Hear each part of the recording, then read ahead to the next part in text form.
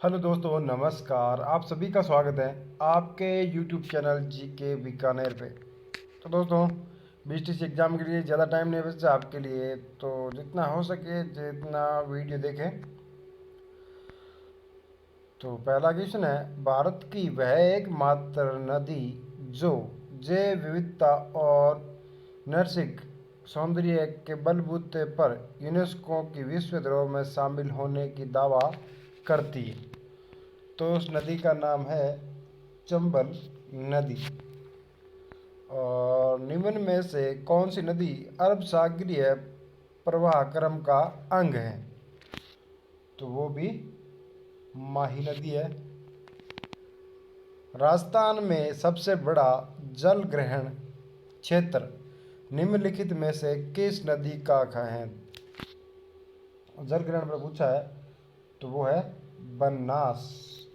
और आदि खारी आदि मीठी कौन सी नदी कहलाती हैं? तो दोस्तों, आदि खारी व आदि मीठी नदी है जो कि लूनी नदी है। अजमेर की कौन सी पहाड़ियों से निकलती है? प्लीज़ कमेंट करना।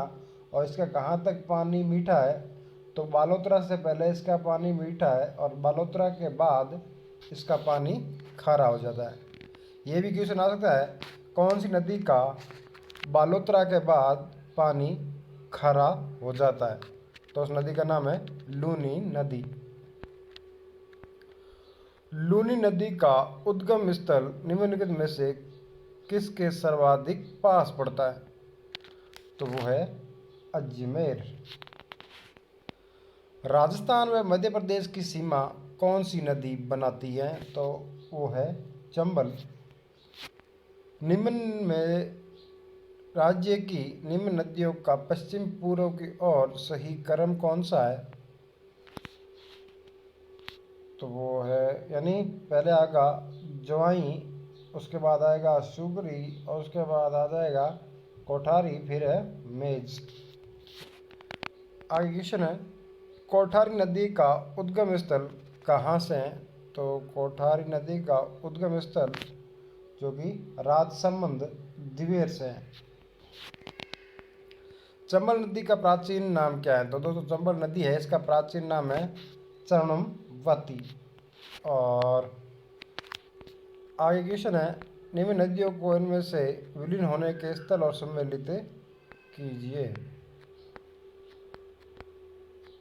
तो इसका सही आंसर हो जाएगा ए नंबर, यानी चंबल नदी उत्तर प्रदेश में मुरादगंज के निकट यमुना में। और बनास नदी कहाँ पर? सवाई माधोपुर जिले में चंबल नदी में। बेडस नदी भीलवाड़ा जिले में बिगोद के निकट बनास नदी में। और काली सिंध, तो वो है नानेरा नामक स्थान जो कि चंबल नदी में। दक्षिणी पूर्वी पठारी प्रदेश की मुख्य नदी कौन सी है? तो वो है चंबल। वह नदी जो दक्षिण से उत्तर की ओर प्रवाहित होती है, यानी दक्षिण से उत्तर की ओर बहती है, तो वो है चंबल नदी। अच्छी वर्षा वाले मध्य अरावली पर्वतीय प्रदेश क्षेत्र में निम्न वर्षों वाले मरु प्रदेश की ओर प्रवाहित होने वाली नदी कौन सी है? तो वो है लूनी नदी।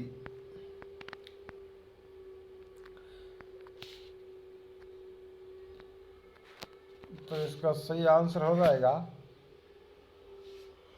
डी नंबर, यानी 1, 4 और 6। चंबल परियोजना से किन जिलों को सर्वाधिक सिंचाई लाभ मिलता है? तो चंबल से मिलता है कोटा, बारा और बूंदी। राज्य की निम्न नदियों का पूर्व से पश्चिम की ओर सही क्रम क्या है? तो वो है गंभीर, काली सिंध, साबरमती और शुकड़ी। और चंद्रभागा नदी के किनारे बसा नगर, तो वो है झालरा पाटर। राजस्थान में प्रवाहित होने वाली अधिकांश नदियों का उद्गम स्थल कहाँ से होता है? तो उनका होता है यानी अरावली पर्वत श्रृंखला और विंध्याचल पर्वत श्रृंखला, इन दोनों से होता है। राज्य के पश्चिमी रेगिस्तान भाग में प्रवाहित होने वाली नदी कौन सी है? तो उस नदी का नाम है शागी। व्यास परियोजना से राजस्थान का कौन सा लाभ प्रत्यक्ष रूप से प्राप्त नहीं है? तो वो है सिंचाई। राजस्थान की सबसे लंबी नदी कौन सी है? तो दोस्तों राजस्थान की सबसे लंबी नदी है तो वो है चंबल। और साबरमती की सहायक नदियाँ, तो साबरमती की सहायक नदियाँ हैं सही, वाकल और हाथमती। जयपुर की विराट की पहाड़ियों से कौन सी नदी निकलती है? तो वो निकलती है बाण गंगा। वह नदी जो राजस्थान में रुंडित सरिता कहलाती है, यानी रुंडित सरिता कहलाने वाली नदी का नाम है बाण गंगा। और प्राकृतिक प्रदेशों में नदियों को सम्मिलित कीजिए, तो इसका सही आंसर हो जाएगा डी नंबर, उत्तर पश्चिमी रेगिस्तान, तो वो हो गया बांडी। और मध्यवर्ती पहाड़ी प्रदेश, तो वो हो गया माही। दक्षिणी पूर्वी पठार, तो दक्षिणी पूर्वी पठार है जो कि है चंबल। पूर्वी मैदान, तो वो हो गए मोरेल। आगे क्वेश्चन है, निम्नलिखित नदियों को राजस्थान में कितने किलोमीटर में क्षेत्र में बहती हैं?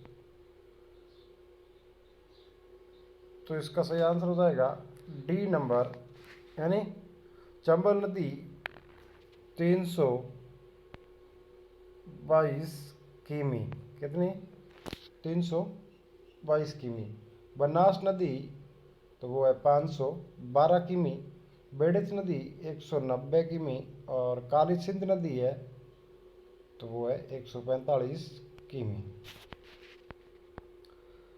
राजस्थान में ऋग्वैदिक काल में प्रवाहित होने वाली नदियाँ कौन सी थी? तो वो है सरस्वती और द्रवती।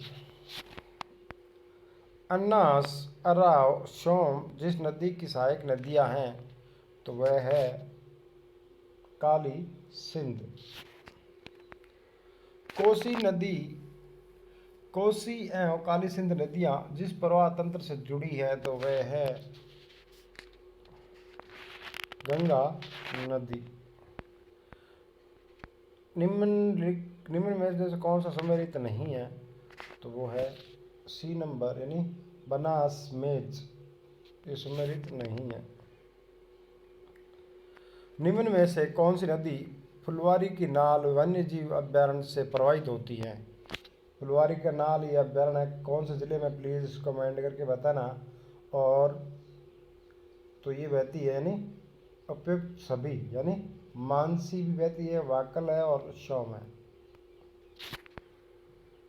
भीलवाड़ा जिले की किस नदी पर बांध बनाकर पेयजल समस्या का समाधान करने का प्रयास किया गया है?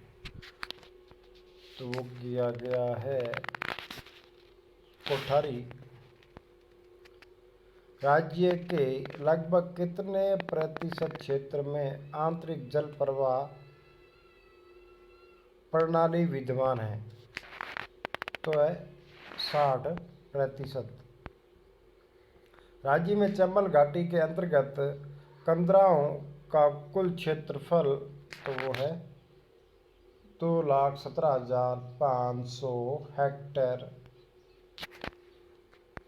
निम्न में से किस नदी को हकड़ा नगरा रैणी के नाम से भी जाना जाता है? यानी हकड़ा और नगरा रैणी के नाम से भी जाना जाता है, तो वो है सरस्वती। बनास नदी जिस जिला समूह से नहीं गुजरती, तो वो है उदयपुर, बूंदी और भीलवाड़ा और अजमेर।